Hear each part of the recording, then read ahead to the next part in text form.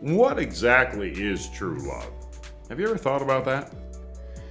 True love, if you look it up in the encyclopedia, it tells you some interesting things about it, depending which one you're looking it up, of course, right? The information's not always the same, but it talks about true love is actually kind of the biblical love, which is not thinking about oneself, thinking about the other person, etc., etc., etc., okay?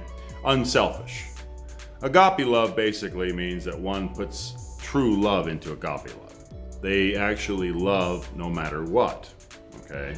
Just like God loves us no matter what, but he does not like what we do wicked. Now that being said, I did research and found out that love actually doesn't start until years later, generally after 2 years.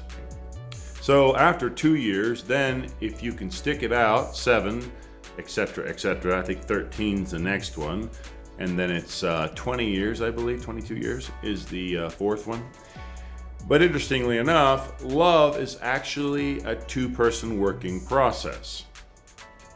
A lot of women have a misconception, too, of what love really is for the man. And get this, ladies, love for a man is number 2, actually. It is not number 1. Number 1 in a man is respect. But psychology says that it's reverse, evidently, for women. Women want love first, and respect is number 2. It is interesting, though, the Apostle Paul actually talks about them himself in the Bible. He says that men, love your wives, and wives, respect your husbands. Interesting. They actually knew that thousands of years ago before psychologists figured it out. But remember, love is between two people that actually works it out and communicates between the two of them. Now, doesn't mean that you're not going to get mad or upset with the other person, but you do need to communicate how you feel and what your boundaries are. A lot of times in relationships, people in love don't put the boundaries up because they are just so, what does Disney's Bambi said? Twitter-pated?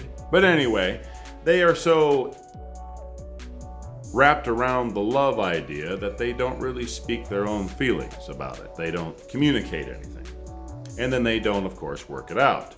And after time, there's some friction that starts to happen, and, well, it kind of falls apart. The other thing is, too, in a relationship, in a loving relationship, is that you, yes, you, that other person that you're with is your biggest fan. Now, let me say that again. The other person that you are with is your biggest fan. Now, I'm not saying that you don't give yourself completely, all yourself away, okay? No.